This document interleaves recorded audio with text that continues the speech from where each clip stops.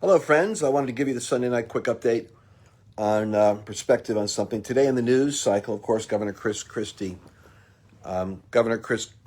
Kreme from,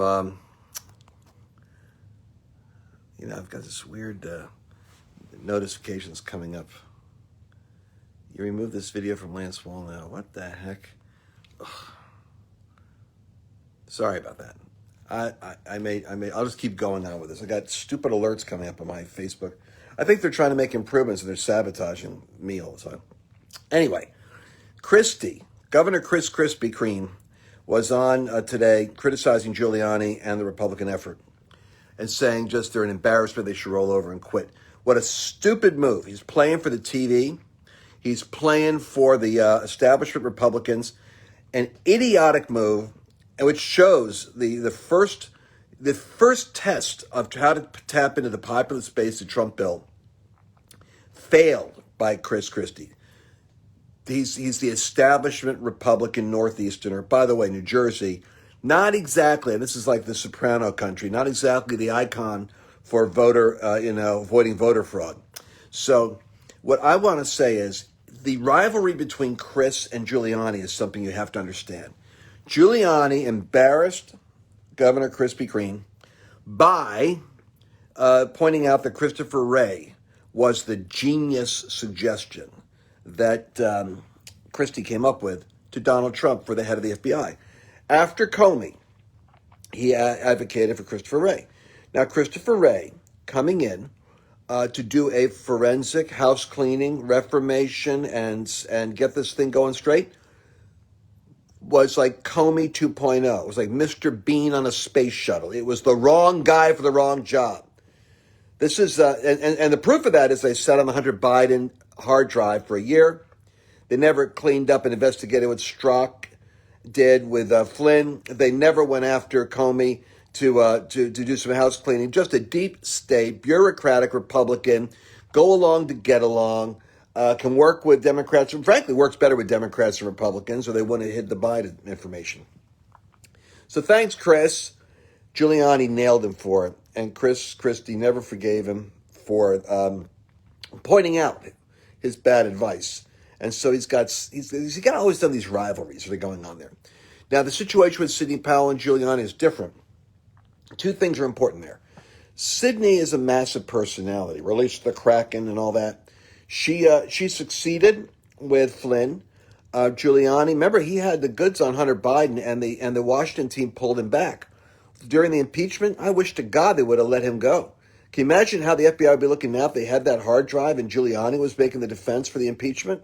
And it was found out that a couple months later they had it. But they hid Giuliani because he's kind of like so incendiary.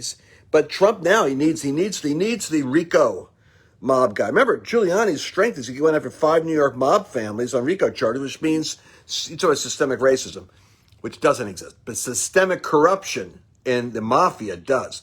They got laundering here. They got New Jersey operations. They got the union deal over here. So Giuliani, if you can tie together, operations that are corrupt, it's called RICO. So Giuliani's expertise is with that. But him and Sidney cannot be competing for sound bites because you have to have narrative, and a lot of the control of the football is national narrative. And Sidney's going to go off on the Dominion software stuff, which is great. But it's like, that's my favorite story, but it's hardest to prove. You got Soros involved, Soros' business partner involved, Venezuela. You got this stuff has been used in Argentina for fraudulent elections. Oh my God, this is as bad as the Hunter. But one thing about the left, they're so corrupt. They give you lots of juicy stuff to work with. And our side is so squeaky clean. You go for Russia for 2 years, nothing's there. On the left, it's like a delicatessen sandwich wherever you go. But we be able to make that into an argument that can reverse the outcome electorally in the next 10 days in Michigan, Wisconsin, Pennsylvania, or Georgia. That's Giuliani has to do his own game on that, and Sokoloff and those guys have to do their own court process there.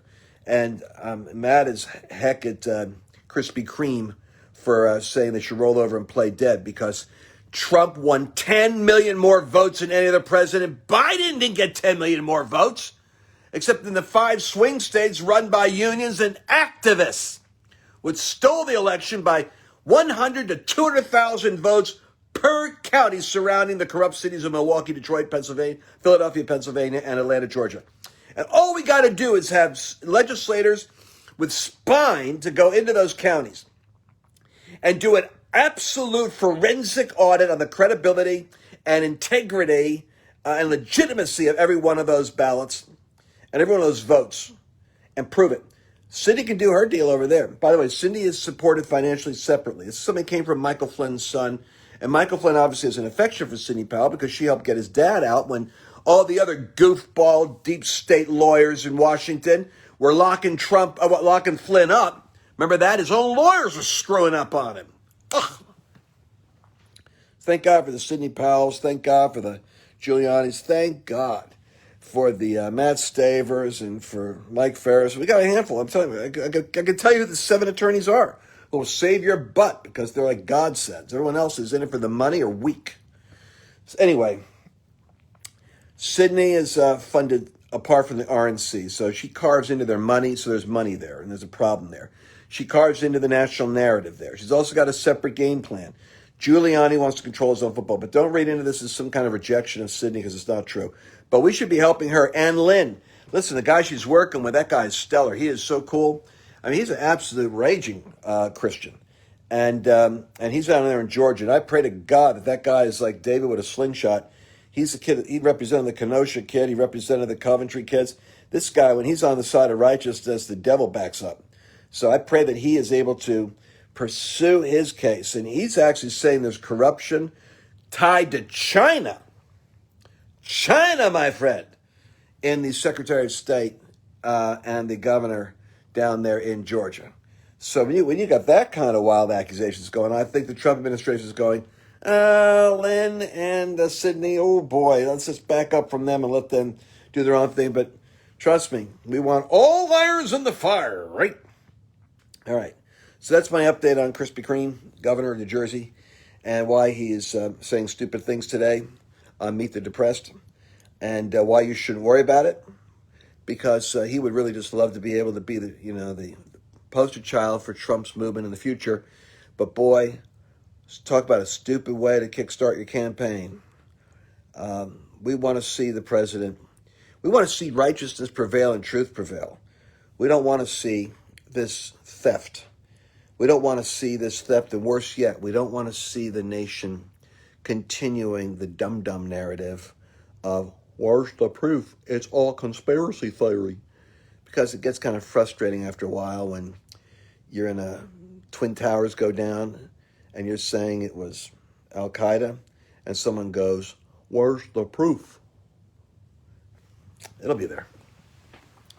Right now we're dealing with a national disaster. And in the name of Jesus, it ain't over yet. So stay strong, stay faithful, and I respect the heck out of those of you that are standing in the gap instead of rolling over and giving in. Don't give in. Stay strong. I'll be talking to you tomorrow. Be more spiritually attuned to the situation tomorrow. Catch you later. Bye-bye. Thanks for joining me on this broadcast. And we could stay connected together. If you subscribe, you're going to be updated on the next broadcast that comes out. And you could like this right here, and we could actually start to create a movement of connected people.